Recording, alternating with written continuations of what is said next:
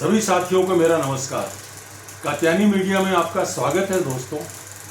आज मैं आपको एक बहुत ही प्यारे इंसान के बारे में बताने जा रहा हूँ। उसने बहुत बड़ी बड़ी फिल्में तो नहीं बनाई, बहुत ही मिडिल क्लास टाइप फिल्म बनाई और बहुत ही कम बजट की फिल्म बनाई, लेकिन जितने भी फिल्में बनाई सब ठीक ठाक चली। लेकिन उसकी जिंदगी में एक ही ख्वाहिश थी, मेरी भी फिल्म सिल्वर जुबली मनाए जिस तरह से सभी लोगों की फिल्में बनाती हैं। जब उसने अपनी एक फिल्म का मुहूर्त किया तो उसको नहीं मालूम था कि मेरी फिल्म तूफान मचाएगी। उसने वही फिल्म बड़ी मेहनत और बड़ी शिद्दत से उस फिल्म को बनाया, लेकिन जब रिलीज हुई तो उसने सोचा नहीं था कि क्या होगा, लेकिन वो फिल्म इतनी जबरदस्त हिट हुई कि उसकी कल्पना भी नहीं की। लेकिन जब सिल्वर जुबली का टाइम आया और सिल्वर जुबली की ट्रॉफी बना के जब वो लोगों को देना चाहता था और एक फंक्शन करना चाहता था, वो खुशी वो नहीं देख पाया। साथ में वो कौन प्रोड्यूसर डायरेक्टर था, वो कौन शरीफ इंसान था, उसके बारे में मैं आपको बताऊंगा। उन फिल्मों के बारे में, उस प्रोड्यूसर डायरेक्टर के बारे में आपको बताता हूं। तो शुरुआत करता हूं दोस्तों आपके प्रिय कार्यक्रम खजाना यादों का। खजाना यादों का। उस इंसान का नाम आप सब लोग जानते होंगे। उनका नाम था जुगल किशोर। जी हाँ, जुगल किशोर।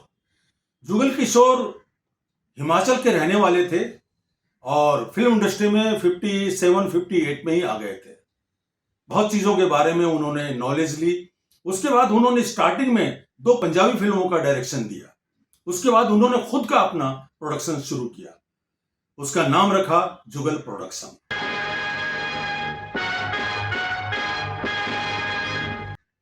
जुगल प्रोडक्शन में उन्होंने करीब 14-15 फिल्में डायरेक्ट की और प्रोड्यूस की। इसके अलावा उन्होंने दूसरों की भी फिल्में डायरेक्ट की और जितनी भी फिल्में उन्होंने डायरेक्ट और प्रोड्यूस की वो सब की सब फिल्में बहुत ही अच्छे और मिडिल क्लास टाइप की फिल्म बनाते थे, छोटे बजट की फिल्म बनाते थे और ऐसे कलाकारों को लेते थे जो एक आध फिल्म में आया है, थोड़ा बहुत नाम पैदा किया है, उसको हीरो का रूप देते थे। ऐसे में अनिल धवन को भी उन्होंने एज ए हीरो प्रेजेंट किया। यहां तक कि शत्रुघ्न सिन्हा को भी उन्होंने एज ए हीरो प्रेजेंट किया। विनोद खन्ना साहब को भी उन्होंने एज ए हीरो प्रेजेंट किया। इस तरह से उन्होंने बहुत से नए कलाकारों को अपनी फिल्मों में मौका दिया और वो बहुत ही अपने बजट के हिसाब से वो चलते थे और बहुत ही अच्छी फिल्में और इंटरेस्टिंग फिल्म बनाते थे, लेकिन अपने बजट के हिसाब से बनाते थे। और एक खास मिडिल क्लास की, एक ऐसी audience, lower class middle class की जो पब्लिक होती थी, वो उनकी फिल्मों को बहुत पसंद करती थी। वो साल 2 साल में एक न एक कोई ना कोई फिल्म बनाते थे। तो मैं आपको उनकी फिल्मों की लिस्ट बताता हूं साथियों, वो कौन कौन सी फिल्में उन्होंने प्रोड्यूस और डायरेक्ट की हैं। 1965 में उन्होंने बनाई फैसला। फिर उन्होंने बनाई 1965 में जग्गा। जग्गा फिल्म पंजाबी थी जिसे नेशनल अवार्ड मिला। उसके बाद उन्होंने बनाई 1966 में लाल बंगला। लाल बंगला का एक गाना शायद आपको याद होगा, को क्या मालूम चाहता है, जो कि मुकेश जी ने गाया था और इसके म्यूजिक डायरेक्टर थी उषा खन्ना जी। इसके बाद उन्होंने बनाई बहादुर डाकू 1966 में, इसमें हीरो थे दारा सिंह। फिर उन्होंने बनाई फरेब 1968 में, देव कुमार और फरियाल को लेकर। फिर उन्होंने बनाई नतीजा। नतीजा विनोद खन्ना और बिंदु इसमें कलाकार थे, जो कि 69 में थी। इसके बाद उन्होंने बनाई शिमला रोड 1969 में, इसके हीरो थे देव कुमार। फिर उन्होंने बनाई खोज, इसके हीरो थे दीपक कुमार और फरीदा जलाल, ये 1971 में आई थी। उसके बाद उन्होंने बनाई मुनीम जी, जिसके कलाकार थे अनिल धवन और योगिता बाली। फिर उन्होंने बनाई सबक। इन्हों में देखिए, याद कीजिए, इसमें उन्होंने शत्रु जी को एज ए हीरो का मौका दिया और हीरोइन थी उनकी पत्नी पूनम। 1973 में ये फिल्म आई थी। जरा जम के परसों। उसके बाद उन्होंने एक फिल्म डायरेक्ट की 1974 में, अपराधी। फिर उन्होंने बनाई अनोखा 1975 में, इसमें शत्रु जी और जरीना वाहब थे और इसमें म्यूजिक था कल्याण जी आनंद जी का। उसके बाद उन्होंने एक पंजाबी फिल्म बनाई 1975 में, मोरनी। मोरनी फिल्म बहुत अच्छी गई थी। उसके बाद उन्होंने बनाई 2 खिलाड़ी, इसमें थे विनोद मेहरा और जाहिरा। 1959 और 1958 में बनाई, जिसका नाम था भांगड़ा और एक का नाम था 10 o'clock। इस तरह से साथियों उन्होंने बहुत सी फिल्में बनाई और सब की सब फिल्में उनकी अच्छी रहती थी, म्यूजिक उनका बहुत अच्छा होता था और लोग बड़े ही चाव से उन फिल्मों को देखा करते थे। ऐसे करते करते अचानक उनके दिमाग में एक दादा फिल्म की स्क्रिप्ट उनके हाथ लगी। उन्होंने दादा फिल्म को बनाने की योजना बनाई और उसमें मेन कलाकार लिए अमजद खान साहब। जी, अमजद खान, विनोद मेहरा, विद्या गोस्वामी, जगदीप, जीवन, ये इस फिल्म के कलाकार थे। इस फिल्म का जो म्यूजिक दिया था वो दिया था उषा खन्ना जी ने। यह फिल्म जब बनाने की सोची तो उनको नहीं मालूम था कि ये क्या होगा क्या नहीं होगा, लेकिन उनके दिल में हमेशा तमन्ना रहती थी कि यार मैंने इतनी फिल्म बना ली, मेरी कोई भी फिल्म 100 डेज नहीं चलती, मेरी कोई भी फिल्म सिल्वर जुबली नहीं मनाती, जबकि सभी प्रोड्यूसर डायरेक्टर की फिल्म सिल्वर जुबली होती है, 100 डेज होती है, मेरी फिल्म क्यों नहीं होती? जबकि मैं संगीत में कोई कसर नहीं छोड़ता हूं और एक बजट के हिसाब से फिल्में सही बनाता हूं। आखिर में उनके पास एक सब्जेक्ट आया, दादा। दादा उन्होंने बहुत ही मेहनत और लगन से इस फिल्म को बनाया। बहुत ही प्यारी फिल्म उन्होंने बनाई और अमजद खान का बहुत ही बेहतरीन रोल इस फिल्म में था जो कि लोगों ने पसंद किया।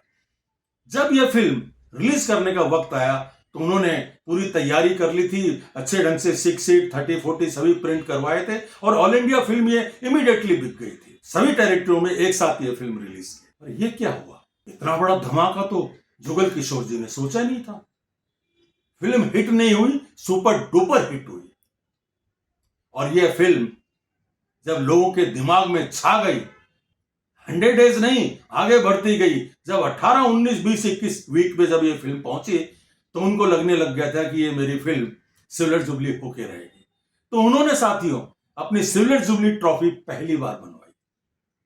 फर्स्ट टाइम उन्होंने सिल्वर जुबली ट्रॉफी अपनी बनवाई और बड़े ही अरमानों से था कि मैं इस तरह का फंक्शन करूंगा, ऐसा कार्यक्रम करूंगा, ऐसा प्रोग्राम करूंगा, क्योंकि इतने सालों की मेहनत से अब मेरे पास वो खुशी का दिन आया है कि मैं अपनी खुशियां सब लोगों में बांटूं, अपने स्टाफ में बांटूं, अपने टेक्नीशियन में बांटूं, जिन लोगों ने मेरा इतने सालों तक साथ दिया है। 14-15 फिल्म बनाने तक मेरे सभी टेक्नीशियन ने मेरा साथ दिया है।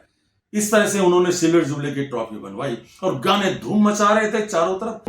दिल के टुकड़े टुकड़े करके अल्लाह करम करना मौला तू रहम कर। दादा फिल्म के आप सबको ही मालूम है, लेकिन ये क्या, अचानक एक दिन मालूम पड़ा जुगल किशोर जी नहीं रहे। ये क्या हुआ? अच्छे खासे थे, कोई बीमार नहीं थे, कोई तकलीफ नहीं थी, लेकिन जुगल किशोर जी नहीं रहे। इस इंडस्ट्री में लोग सोच में पड़ गए कि इतना शरीफ, सीधा साधा, सज्जन आदमी, कोई ऐब नहीं, कोई परेशानी नहीं, कोई बीमारी नहीं, फिर भी ये क्या हुआ? इसे कहते हैं साथियों नसीब। जिंदगी भर जो आदमी एक ख्वाहिश में लगा हुआ था कि काश मेरी फिल्म भी 100 डेज हो जाए, सिल्वर जुबली हो जाए, लेकिन जब सिल्वर जुबली का वक्त आया तो इंसान ही नहीं रहा। बहुत से अरमान इंसान अपने आत्मा में अपने साथ लेके चला जाता है जो कि मरने के बाद पूरे होते हैं। ऐसा भी होता है। तो जुगल किशोर को मैं इसलिए याद करता हूं साथियों, उनको मैं 4-5 बार मिल चुका हूं, उनसे कई बातें मेरी हो चुकी थी और कई काम के सिलसिले में मैं उनसे मिलता था। बहुत ही शरीफ और बहुत ही अच्छे इंसान थे और अपने ढंग से काम करते थे। वो कोई भी एक कलाकार लेते थे, वो कहते थे भाई कितना लोगे, वो कहता जी मैं इतना लूंगा। अरे बोला भाई मैं एक साथ पैसा नहीं दूंगा, अगर आपको मान लीजिए 1 लाख रुपए देना है तो मैं 5 महीने में फिल्म कंप्लीट करूंगा, मैं 20-20 हजार रुपए करके आपको 5 महीने में दे दूंगा। तो नए कलाकार होते थे, उन्होंने देखा चलो यार 20-20 हजार रुपए मिलता है, खर्चा पानी, किराए पे रहते हैं, किराया तो निकलेगा, गाड़ी का पेट्रोल तो निकलेगा। तो इस तरह से सभी नए कलाकार उनके साथ काम करते थे, लेकिन कभी किसी का पैसा उन्होंने न रोका, न पैसा खाने की इच्छा हुई। लेकिन भगवान ने भी उनका पूरा साथ दिया। सभी फिल्में उनकी कंप्लीट हुई, रिलीज हुई और अच्छे ढंग से गई। लेकिन जो लास्ट फिल्म आई उसने तो तूफान सा खड़ा कर दिया। लेकिन क्या फायदा, इतनी अच्छी, इतनी हिट फिल्म, लेकिन सिल्वर जुबली की ट्रॉफी लोगों को देने के पहले ही वो इस दुनिया से चले गए। तो साथियों हमारी इस फिल्म इंडस्ट्री में ऐसा भी होता है कि आदमी जीवन भर तपस्या करता है, जीवन भर मेहनत करता है, जीवन भर स्ट्रगल करता है एक नाम कमाने के लिए, एक मुकाम तक पहुंचने के लिए, लेकिन जब कभी वो पहुंच जाता है तो उसकी खुशियां नहीं देख पाता। मेरी तो दिल से दुआ यही है कभी किसी के साथ ऐसा नहीं हो। आगे ईश्वर की मर्जी। इसी तरह की बातें मैं आपको बताता रहूंगा। मिलते हैं अगले एपिसोड में और देखते रहिए मेरा प्रिय कार्यक्रम खजाना यादों का।